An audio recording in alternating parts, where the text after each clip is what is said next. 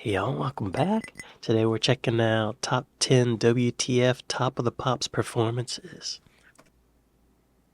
Welcome to Watch Mojo UK, and today we're counting down our picks for the top 10 WTF All right. Top of the Pops performances. There goes the drum Before set. we begin, we publish new content every day, so be sure to subscribe to our channel and ring the bell to get notified about our latest videos. Do it. For this list, we're going to be looking at the most bizarre live appearances in Top Gary of the Glitter? Pops, from the hilarious to the downright creepy. Which of these made your jaw drop? Let us know in those comments below. I've reacted to a few Top of the Pops videos. I think I reacted to the most iconic Top of the Pops performances, the worst Top of the Pops performances maybe, but this is the most what the Okay. I don't think we have anything in America exactly like Top of the Pops. I admire Top of the Pops because it's an institution, it seems like. It seems like it's a rite of passage for any big musical act. And I'm hoping these are going to be some performances that I haven't seen yet. I imagine there's probably some overlap with some of the other performances I've seen in these Watch Mojo videos, but this will be interesting. Like this guy, Armand Van, I don't know what this is going to be. Number 10, Armand Van Helden, Coochie. He was on the thumbnail. Oftentimes, songs had to be censored before they made it onto BBC's landmark music TV program. And that's what leads us to wonder how the hell a song called Coochie managed to make it on our screens. Nothing can make you unsee the sight of a bizarre buff blue man singing about his burning desire to school with a lady on the Top of the Pops stage. Saying coochie, a word meaning female genitalia, on evening telly was bad enough, but some viewers misheard this line as, "and I'll make it squirt," which was a bit much. The actual lyrics are, in fact, "and I'll make this work." Y'all, this blue robot has a penis. That is what year was this? Armand Van Helden. So, that's very much like Blue Man Group, 1999. Blue Man Group was well established by then. I feel like maybe they're lifting a little Blue Man Group imagery. Copy. Plagiarize. I think we're off to a good start. This is a what the This is number 10. Alright. Number 9, Status Quo, Margarita Time. At first glance, this is a completely normal performance by the iconic British rock band. They'd appeared on the show several times throughout its run, and most of their performances were fairly tame. However, the weirdness hit towards the end of their rendition of Margarita Time, where it became clear that maybe they'd had a couple margaritas before getting on stage. The band's bassist leaps towards the drummer, and they end up falling off the platform. Oh. That looked intentional. And the music keeps going, because they're not really playing, they're lip-syncing and miming. What year was this? Because I don't think this was the first time this kind of thing happened on Top of the Pops, right? Oh, 1983. That may have been the first time that happened. Because I was thinking of, like, surely in the 90s, some rock band knocked over a drum set, like, you know? This may have been the first time. Number 8, Robbie Williams, Rock DJ and Millennium. Robbie Williams defined British pop music in the late 90s and early 2000s, so it's no wonder he made a few TOTP appearances along the way. Okay. He's wearing a dress. Or... Two stand out as particularly bizarre. The first being when he turned up to sing Millennium in a dress, proving Harry Styles' recent antics aren't that groundbreaking. It's not a flattering dress Strangely either. enough though, the dress was pretty see-through, exposing Robbie's bizarre granny panty-like undergarments. The second strange appearance was when he decided that clothes weren't necessary at all, Robbie. and similar to him undressing in his music video for Rock DJ, he decided to pull his trousers off mid-song. That's not a good look at all. Only problem is, he kind of realized he couldn't get his pants over his shoes midway, so he was left dancing with them around his ankles the whole time.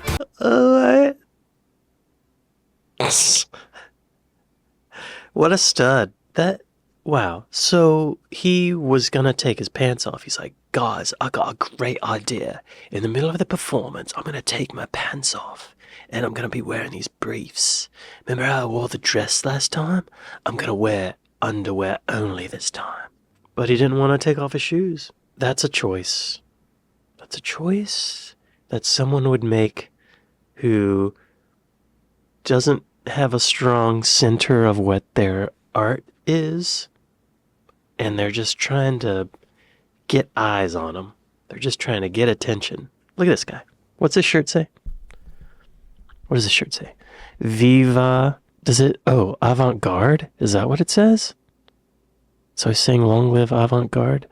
All right. Did the director of the show or the producers say, hey, let's do another take? Robbie, leave your pants on. Right? Let's do another take. No big deal. It'll take 5 minutes. Reset the cameras. We're going again. But whatever. Okay. Who's next? R.E.M. Number 7, R.E.M. Orange Crush. Oh, he's got a megaphone. It's about time we mentioned miming, right? While many performers simply weren't happy with having to do it, but them's the rules. So, in order to capitulate to the show's will, but still get in a little weirdness, Michael Stipe said to hell with a microphone and instead used a megaphone. I like that. Needless to say, singing through a megaphone would not sound like this. Morrissey pulled a similar stunt when performing This Charming Man by singing into some flowers. Oh yeah, that's right. But for our money, this performance of Orange Crush is just that much weirder. I don't think this is that weird. I don't think this is WTF. I think it's just rock band being snarky, a little snarky, you know? I don't think it's a big deal. That Morrissey performance showed up on another one of these countdown videos, and I think I remember them saying that it was the first time that someone on Top of the Pops was making fun of the lip sync thing. And then later Nirvana did a similar thing where Kurt Cobain did a Morrissey impression when he was singing. He actually didn't lip sync, he sang, but the music was mimed. And he did a Morrissey impression when he sang. I don't think this should be on the list. It's not that weird. You know? Number 6, Sparks. This town ain't big enough for the both of us. For the uninitiated, the legendary Ron Mills' appearance on the show may have haunted their dreams. As the band performed their certified banger, This Town Ain't Big Enough for the Both of Us, Ron gives side eyes to the camera that look straight into your soul. The man doesn't even blink as he hits the keyboard in the stiffest way imaginable. He likely terrified children across the country, and we respect him for that. These are getting less WTF, I feel like. That's not that strange. It's actually, I think for Sparks, that's kind of tame. In my mind, they're really odd. The most WTF thing about this is Homeboy's mustache. This was post-World War II. Can't have that mustache with your hair slicked back like that. Come on. Number 5, Trio. Da Da Da. One of the main reasons performers agreed to appear on TOTP was to gain even more exposure for their bands. That means you have to make a big impression, and some bands did indeed fall to attention-grabbing tactics. But what happens when you got too many ideas and can't decide which one to land on? Just do them all, we guess. Trio's Da Da Da featured people sitting around them with crude drawings covering their faces, a parasol over the drummer, and most disturbing of all, a man in a strange mask doing what some may describe as dancing. Okay, now this is a WTF performance. First of all, the song is tiresome after the first chorus. I don't know if there's too many different ideas. I feel like there's a correlation between the people holding up the drawings in front of their face and this guy having a mask. You know, that's kind of... There's a tie in there. The parasol over the drum set, that's something else. This singer's not really giving us much to work with. So I imagine maybe the producers were like, hey, what if we hire a dancer and he wears a mask? Let's make this into something. Let's make this interesting. Because this song is boring. And your performance, sir, is Jungle. Look at this guy perform. The lack of charisma is shocking. He's even rolling his eyes at his own song. They need this dancer. They need like 5 more of them with masks on. Number 4, Rod Stewart and The Faces, Maggie May. Oh, this seems pretty straightforward. It's no secret that a lot of bands did a bit of drinking before their performances on the show. Perhaps one of the most evident instances of that was when Rod and the gang performed in 1971. The first sign was Rod swinging around the microphone stand like a bloody weapon, but when the guitarists began missing their solo cues, it was clearly a lost cause. Oh, it's Ron Wood, right? They decided to say screw it and just had the time of their lives on they're just having stage, fun. even playing footy at one point. They're not even... Hey, that's not WTF. That's good. That's good entertainment. Like, by this point, we all know they're lip syncing. Like, they're just having fun, you know? This is a very, I want to say, Beatley spirit in this. Ron Wood later became a member of the Rolling Stones, right? And Rod Stewart later became Rod Stewart. This is a good performance. This shouldn't be on this list. I like this. Number 3, The Orb, Blue Room. Electronic music and Top of the Pops don't always go hand in hand. After all, how are you supposed to perform something like Orbital's Chime live? Yeah, Well, by standing on stage, hitting a key every now and then, and pretty much nothing else. Y'all, come on. The Orb decided to forego that route and instead didn't even pretend to perform the song. They just played chess on stage for 3 minutes instead. Wow. The original song They're was, not even of really course, playing 39 chess. minutes and 57 seconds long, but Top of the Pops unsurprisingly only gave them 3. Still a banger though. Really? Yeah, this was a bad choice, I would say. It's just boring to look at. Like a lot of these other WTF moments are people at least trying to be entertaining or poke fun at themselves or poke fun at the format of the show, point out how awkward it is to be miming and lip syncing. But these people are kind of telling the audience to go f themselves. You like our song? Well, just play chess. If you like our song so much, you'll watch us play chess while the song plays. Ugh. This deserves to be on the list. This is on the list. Number 2, Nirvana, Smells Like Teen That's Spirit. the one I was talking about. Top of the Pops' strict rules had wound people up a lot over the years, and sometimes we're lucky enough to see the performers bite back. In this now legendary performance, Kurt Cobain and the gang decided to make some changes to their hit song.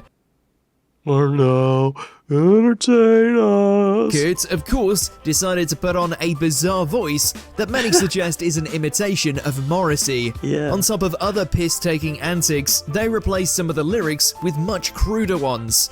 Needless to say, they never got did invited they? back again. Hey. Okay. Yeah, this is the performance I was talking about. It's so good. They're having fun.